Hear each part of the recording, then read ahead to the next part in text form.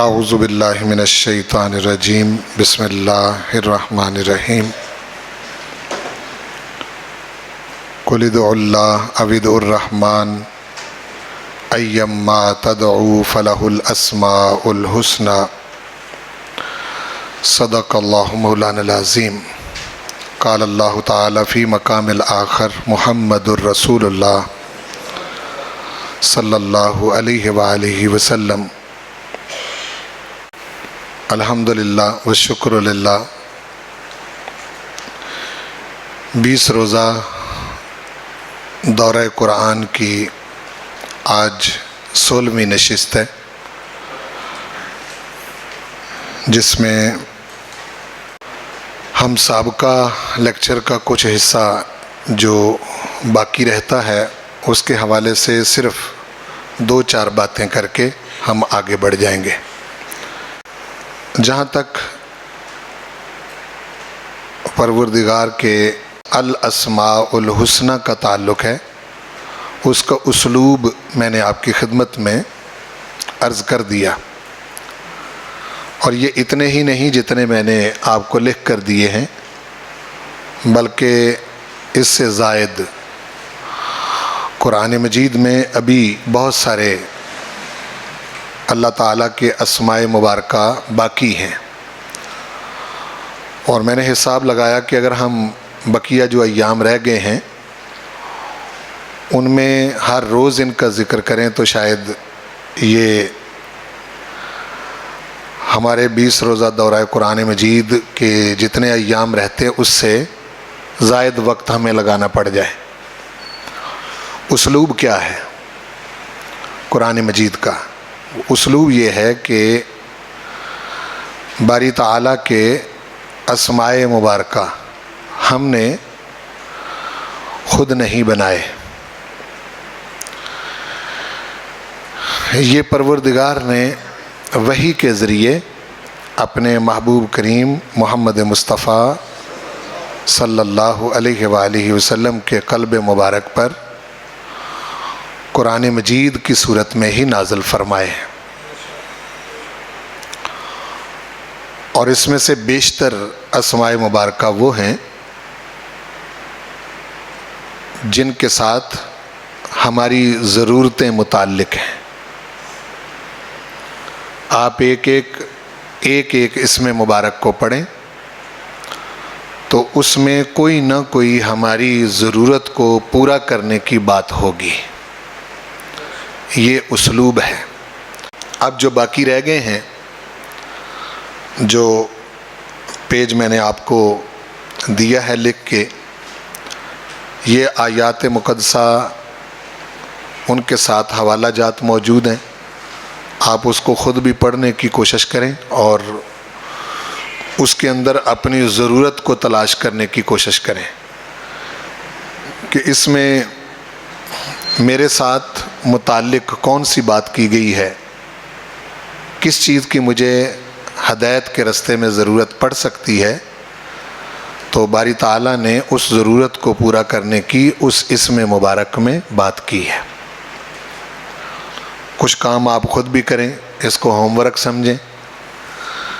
تو میں آج سے نبی کریم صلی اللہ علیہ وآلہ وسلم کے جو قرآن مجید میں اسماء مبارکہ ہیں اس کا ذکر کرنا چاہتا ہوں، اور یہ میں نے اس لیے عنوان اختیار کیا تاکہ ہم جان سکیں کہ یہ وہ رتبہ اور مرتبہ ہے جو پروردگار نے اپنے محبوب محمد مصطفیٰ صلی اللہ علیہ وآلہ وسلم کو عطا فرمایا ہے۔ اس سے ہمارے عقیدے کی اصلاح بھی ہوگی، اور عقیدہ توحید اور عقیدہ رسالت واضح ہوگا۔ جس طرح باری تعالیٰ کا ذاتی اسم مبارک اللہ ہے، اس طرح حضور کریم صلی اللہ علیہ وآلہ وسلم کا ذاتی اسم مبارک محمد ہے صلی اللہ علیہ وآلہ وسلم۔ اور یہ ایسا اسم مبارک ہے کہ جو ذاتی بھی ہے اور صفاتی بھی ہے، اس میں دونوں خاصیتیں پائی جاتی ہیں۔ محمد اس ذات کو کہتے ہیں الذی حمد مرۃ بعد مرۃ وکرۃ بعد کرۃ، ایسی ذات جس کی بار بار تعریف کی جائے اور بے شمار تعریف کی جائے، اس کو محمد کہتے ہیں صلی اللہ علیہ وآلہ وسلم۔ رب ذوالجلال والاکرام نے کلمے کا حصہ بھی اسی اسم مبارک کو بنایا ہے۔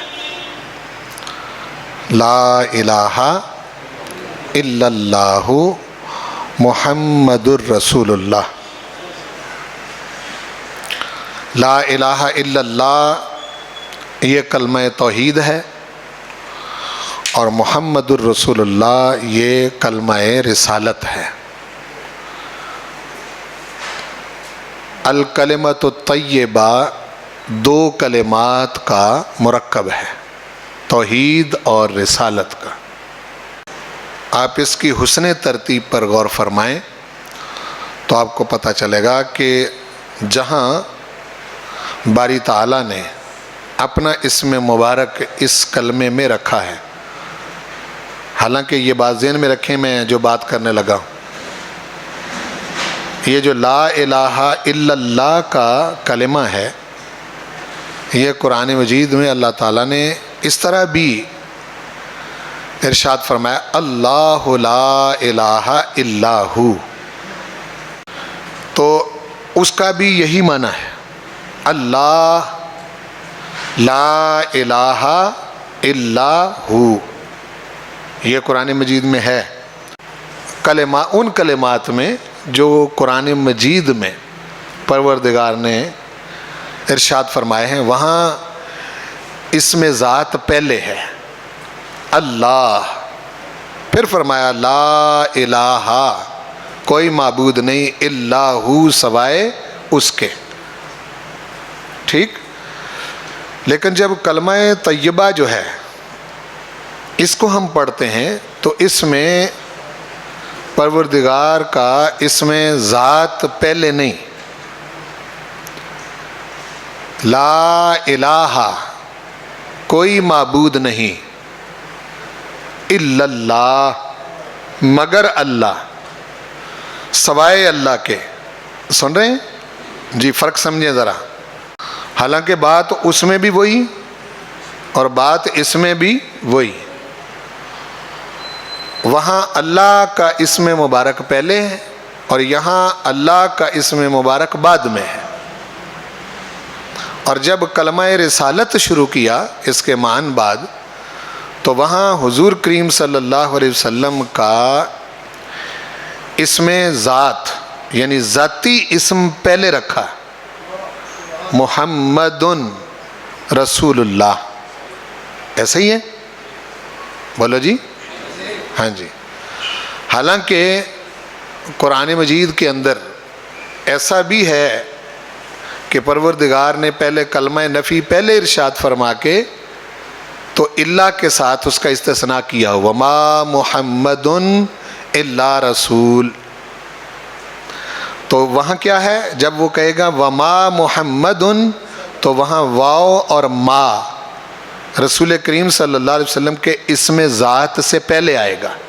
واو ایک حرف ہے اور ما جو ہے یہ ما نافیہ ہے، تو حضور کریم صلی اللہ علیہ وسلم کے اسم مبارک سے پہلے ایک حرف آ گیا اور ایک نفی کا کلمہ آ گیا۔ وما محمد، واو پہلے ما پہلے پھر اسم ذات ہے، اور الا رسول یہ بعد میں۔ جہاں اللہ پاک نے اپنا اسم مبارک رکھا ہے قرآن مجید میں، وہاں بھی وہاں اللہ کا لفظ پہلے، اللہ لا الہ الا ہو، هو اللہ الذی لا الہ الا ہو، ٹھیک۔ اور یوں بھی ہے اللہ لا الہ الا ہو، اس طرح بھی آتا ہے قرآن مجید میں۔ میں اس پر زور اس لیے نہیں دے رہا، ذرا سمجھیں اس چیز کو جو میں سمجھانا چاہ رہا ہوں۔ تو اس کلمہ کا بھی وہی معنی ہے اور اس کلمہ کا بھی وہی معنی ہے، ٹھیک؟ لیکن کلمہ طیبہ جو ہے، جس کا ذکر بہت شد و مد کے ساتھ قرآن مجید میں بھی آتا ہے، الکلمۃ الطیبہ، انہی لفظوں کے ساتھ آتا ہے، وہ یہی کلمہ طیبہ ہے، لا الہ الا اللہ محمد الرسول اللہ۔ اس طرح سے اس کو ترتیب دیا، اس کلمہ طیبہ کو اس طرح سے ترتیب دیا کہ پہلے کلمے میں اللہ کا اسم ذاتی آخر میں آئے اور دوسرے کلمے میں رسول پاک کا اسم ذاتی پہلے آئے، تاکہ اللہ اور محمد دونوں کے درمیان کسی قسم کا حرف آنے نہ پائے۔ سمجھ آئی بات کی؟ دیکھیں، غور کریں اس پر، میں اسی لیے آپ کو سمجھا رہا تھا کہ بات وہی ہے، بات ایک ہی ہے۔ اس میں پروردگار ہمیں کیا سمجھانا چاہتا ہے الکلمۃ الطیبہ سے؟ کہ جب حالانکہ وہ اللہ ہے، بولو وہ اللہ ہے، اور حضور محمد ہیں صلی اللہ علیہ وآلہ وسلم، تو وہ فرما رہا ہے کہ میں اللہ اور یہ میرا محبوب محمد، میں نے اپنے اور اپنے محبوب کے اسماء جو ہیں یہ دونوں، ان کے درمیان کسی کو لانا پسند نہیں کیا۔ یہ تقریری نکتہ نہیں، اس پر میرے پاس دلائل ہیں، سمجھ آگے؟ اس کو مت سمجھیں کہ یہ کوئی واعظانہ یا کوئی تقریری بات ہے، یا یہ ایسے ہی ہو گیا حادثاتی طور پر۔ بعض چیزیں ہو جاتی ہیں حادثاتی طور پر، حادثاتی طور پر نہیں، یہ پروردگار کا ارادہ ہے کہ جب بھی کوئی شخص میرا نام لے، اور ارادہ اس کا یہ ہے کہ میرے نام کے ساتھ میرے محبوب کا ساتھ ہی نام لے، اور جس کو اس سے پریشانی ہے، جس شخص کو بھی اس سے پریشانی ہے یا اکٹھا نام لینے سے جس شخص کی توحید میں فرق پڑتا ہے، اس شخص کو سوچنا چاہیے کہ یہ جو پہلا کلمہ ہے نا لا الہ الا اللہ، یہ تمہیں کبھی بھی معلوم نہ ہوتا اگر محمد الرسول اللہ صلی اللہ علیہ وسلم اس کی خبر نہ دیتے۔ سمجھ آ رہی؟ اگر محمد الرسول اللہ صلی اللہ علیہ وسلم لا الہ الا اللہ نہ سمجھاتے تو پھر تمہیں کبھی بھی پروردگار کی الوہیت اور اس کی ذات اور اس کی صفات کا کبھی بھی پتہ نہ چلتا۔ تو اب دیکھیں، کلمہ طیبہ کے درمیان اپنے اسم مبارک اور اپنے محبوب کریم صلی اللہ علیہ وسلم کے اسم مبارک کے درمیان کسی قسم کا کوئی فرق نہیں رکھا۔ اس سے یہ نہ سمجھا جائے کہ اللہ کی ذات اور محمد مصطفیٰ صلی اللہ علیہ وسلم کی ذات ایک ہے۔ حضور حضور ہیں، اللہ اللہ ہے، اور محمد صلی اللہ علیہ وسلم ایسا اسم مبارک ہے کہ اس کے بارے میں کثیر شواہد موجود ہیں، کثیر شواہد، کہ پروردگار نے جنت کے درختوں کے پتوں پر بھی یہی اسم مبارک لکھا ہوا ہے، اور اس پر معتبر حدیثیں دلالت کرتی۔ آپ کو پتہ ہے کہ میں جس سٹیج پر بیٹھ کر آپ سے بات کر رہا ہوں، اس میں یہ احتیاط کر رہا ہوں کہ کوئی ایسی بات نہ ہونے پائے جس کا ثبوت اور دلائل نہ ہو۔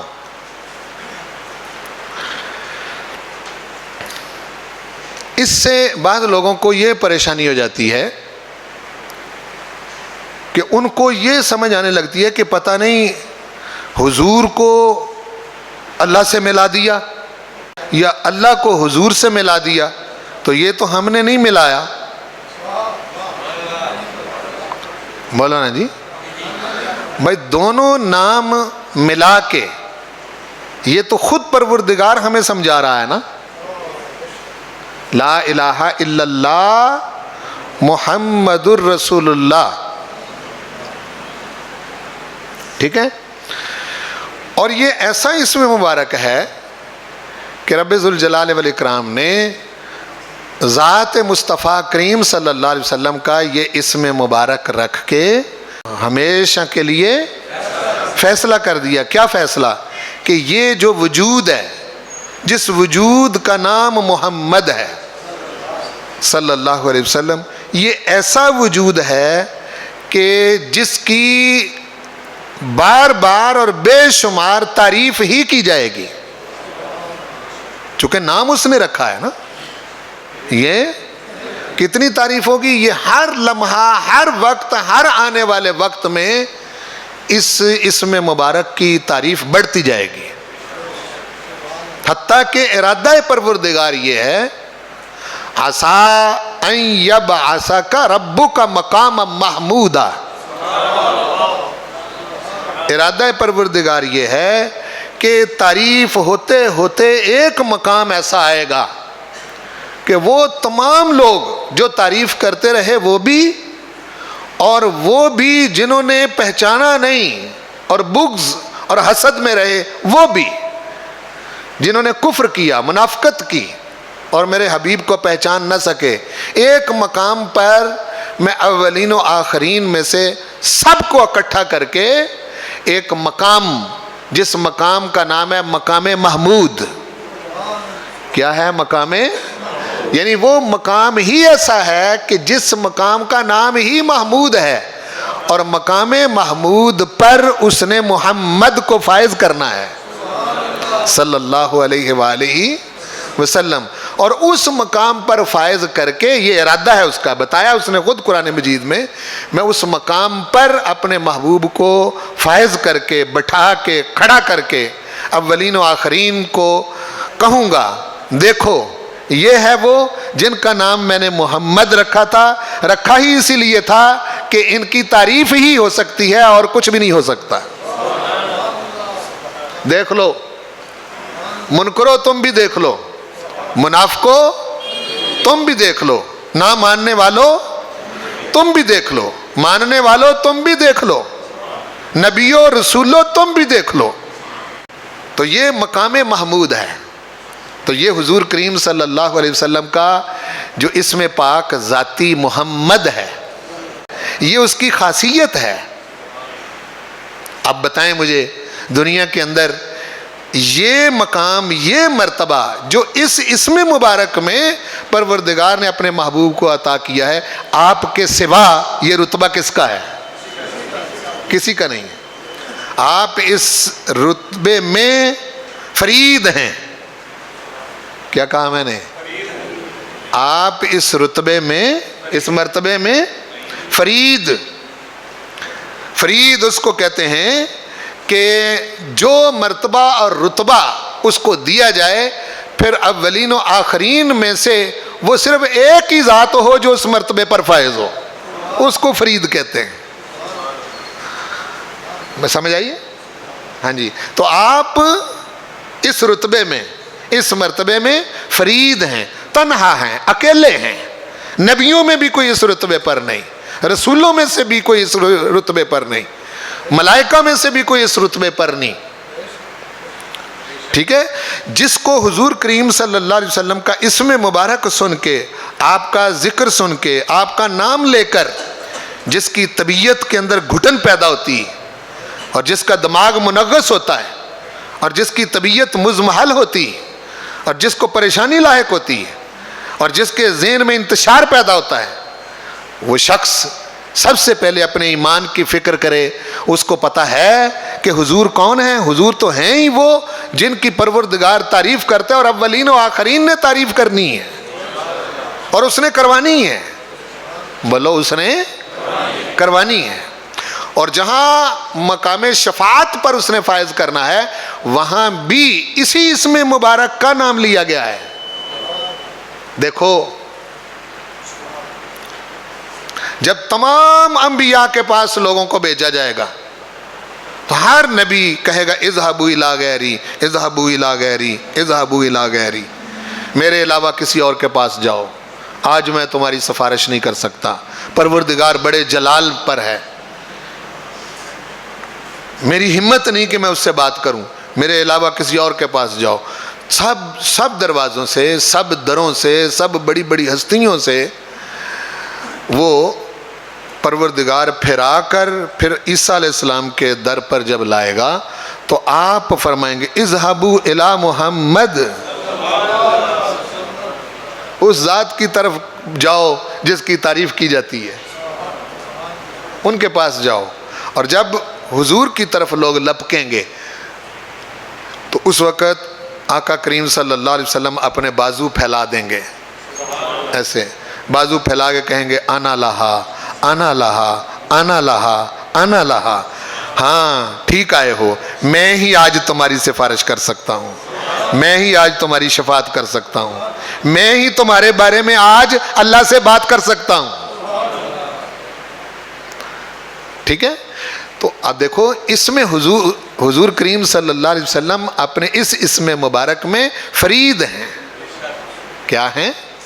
فرید، تنہا ہے، اکیلے، اس مقام پر کوئی فائز ہی نہیں ہے. تو یہ ایسا اسم مبارک ہے جو پروردگار نے رکھا ہے اور وحی کیا ہے حضور کے قلب مبارک پر. ٹھیک ہے. قرآن مجید میں موجود ہے، وما محمد الا رسول بھی موجود ہے، محمد الرسول اللہ بھی موجود ہے. ہاں جی. اس لحاظ سے نبی کریم صلی اللہ علیہ وسلم کا ذاتی اسم مبارک جو ہے یہ اتنی خاصیت کا مالک ہے کہ جب آپ بولتے ہیں تو بولنے کے ساتھ ہی حضور کی تعریف ہو جاتی ہے اور حضور کی نعت پڑھی جاتی ہے. یعنی اسم مبارک لیتے ہی حضور کی تعریف ہو جاتی ہے. اب میں ایک مسئلہ تھوڑا سا نازک ہے وہ سمجھا دوں اس اسم مبارک کے حوالے سے تاکہ بات مکمل ہو جائے. جب یہ اسم مبارک میں نے پہلے کہا کہ یہ ذاتی بھی ہے اور صفاتی بھی ہے. جب یہ نام ذاتی ہو، سنو میری بات، جب یہ نام ذاتی ہو اس وقت ندا کے ساتھ پکارنا منع ہے.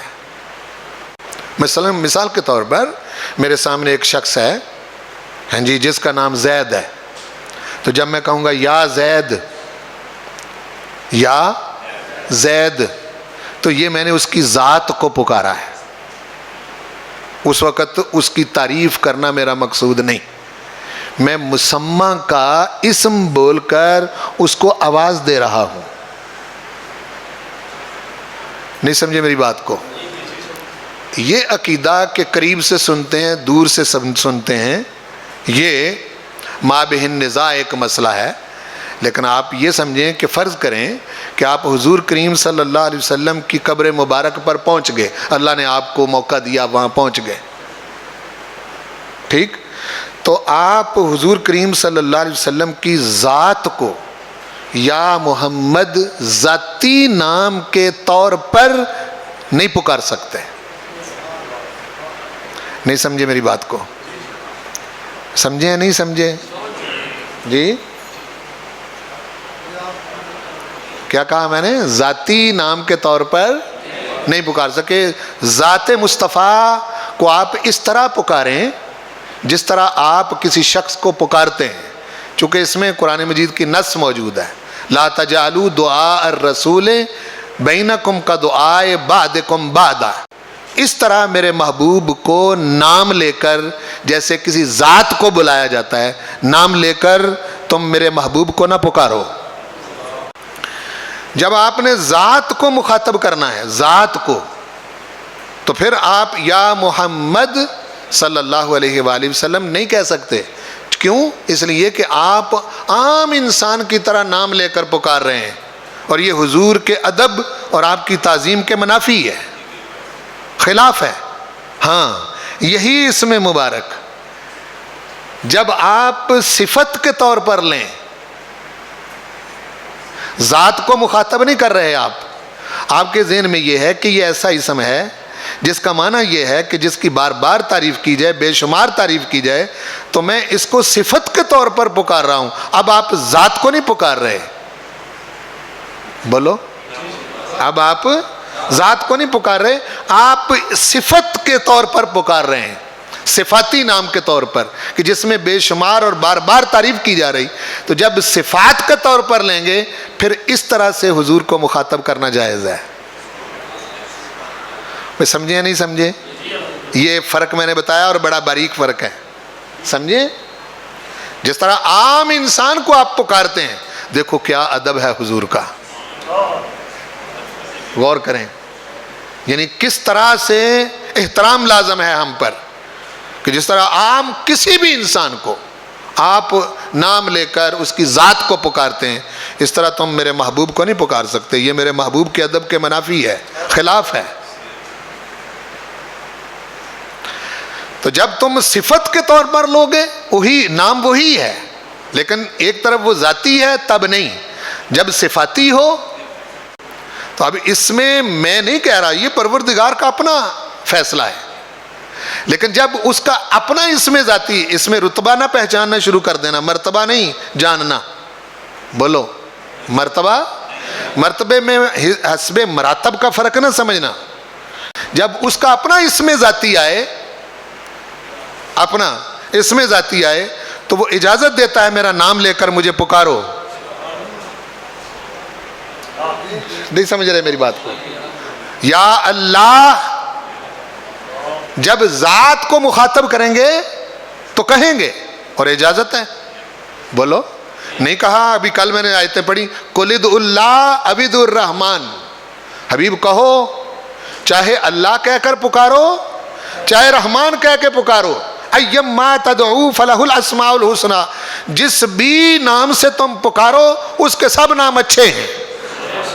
لیکن اپنے محبوب کریم صلی اللہ علیہ وسلم کی ذات پر یہ احتیاط انسان کو سمجھائی کہ جب تم نے ذات کو مخاطب کرنا ہے تو پھر نام لے کر نہیں، صفتوں کے ساتھ مخاطب کرو. بھئی سمجھ آ رہی؟ اب یہ فرق اس نے کیوں رکھا یہ مجھ سے نہ پوچھئے. آپ پوچھیں گے کہ کوئی کہیں اور بھی فرق ہے؟ ہاں ہے. جس وقت آپ کسی بھی جانور کو ذبح کرتے ہیں،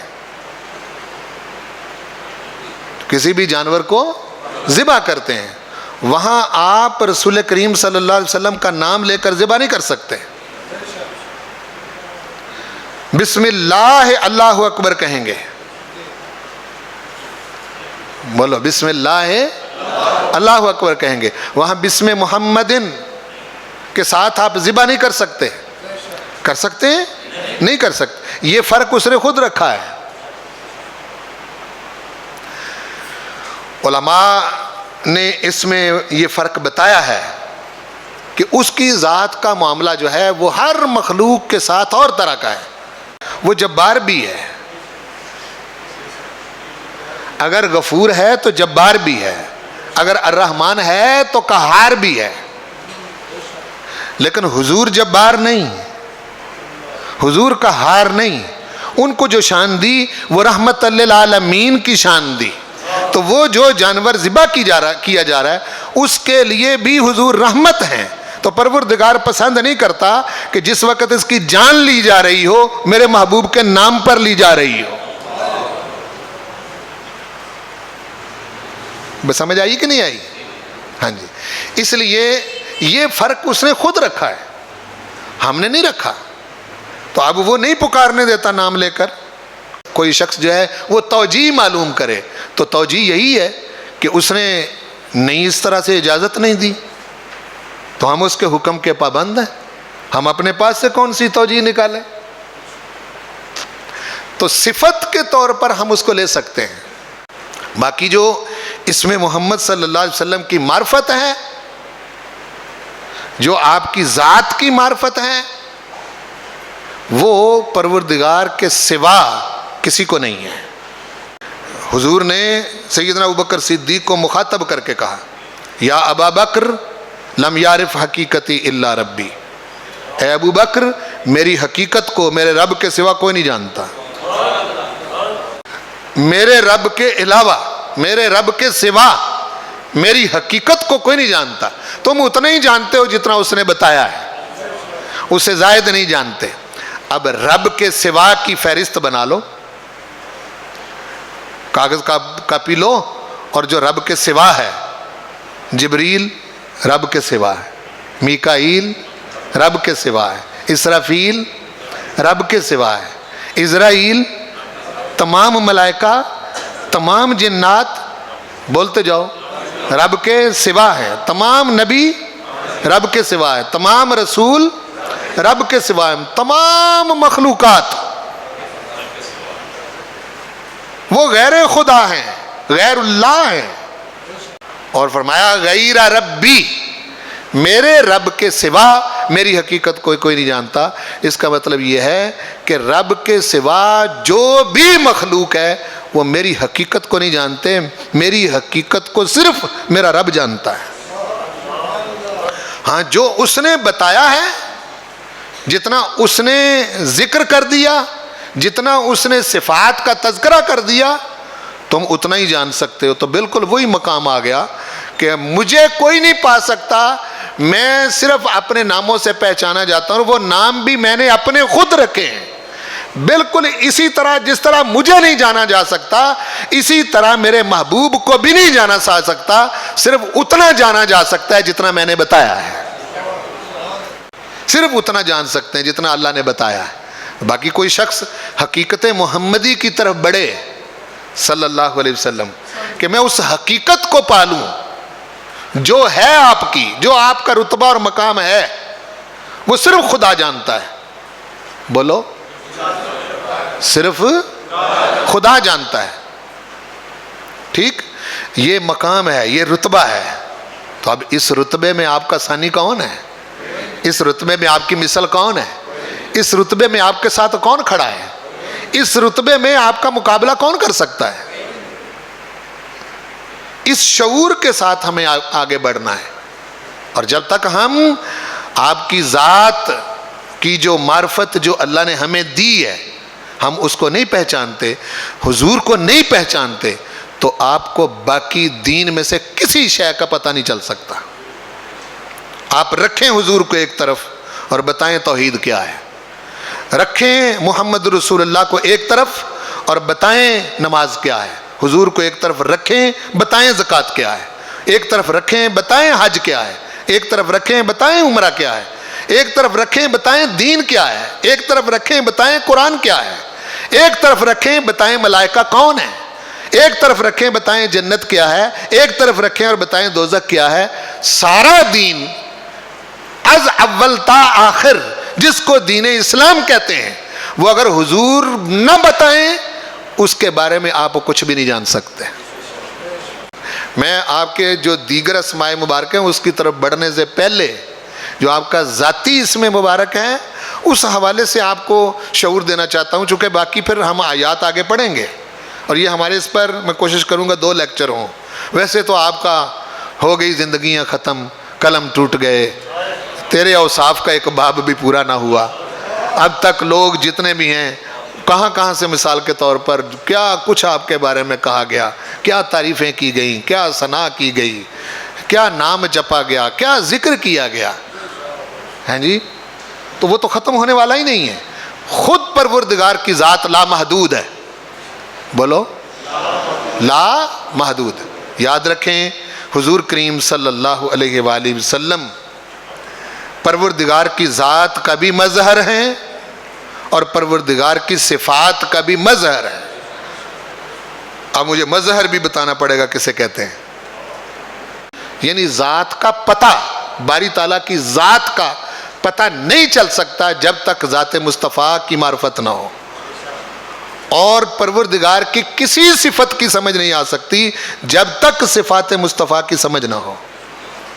اور وہ بھی اتنا ہی پتہ ہے اس اللہ کی ذات کا ہمیں جتنا حضور نے بتایا، اور حضور کا بھی اتنا ہی پتہ ہے جتنا حضور نے ہم کو بتایا۔ ہم اپنے پاس سے حضور کا کوئی نام نہیں رکھ سکتے، جس طرح اللہ کا نام نہیں رکھ سکتے۔ بے سمجھ آ رہی نہیں آ رہی؟ ہاں، اس میں بھی احتیاط کی ضرورت ہے۔ اور یہ صرف میری بات نہیں، جو اس میدان کے اندر داخل ہوئے ہیں، جنہوں نے حضور کی ثناخوانی کی ہے، جنہوں نے واقعتاً حضور کی نعت کہی ہے، انہوں نے کہا ہے کہ یہ دو دھاری تلوار کے اوپر چلنے کے مترادف ہے۔ نعت حضور کی کہنا اور آپ کی ذات کی صفات بیان کرنا، یہ ہر کسی کے بس کی بات نہیں ہے۔ ہم صرف اتنا ہی کہہ سکتے ہیں جیسے حضور نے بتایا ہے کہ یہ شان، یہ مرتبہ، یہ رتبہ، یہ مقام میرے پروردگار نے مجھ کو عطا کیا ہے، اور وہ بھی وحی کے ذریعے بتایا ہے۔ جس طرح پروردگار کی ذات اپنی ذات میں لا شریک ہے، اس طرح حضور اپنی ذات میں لا شریک ہیں۔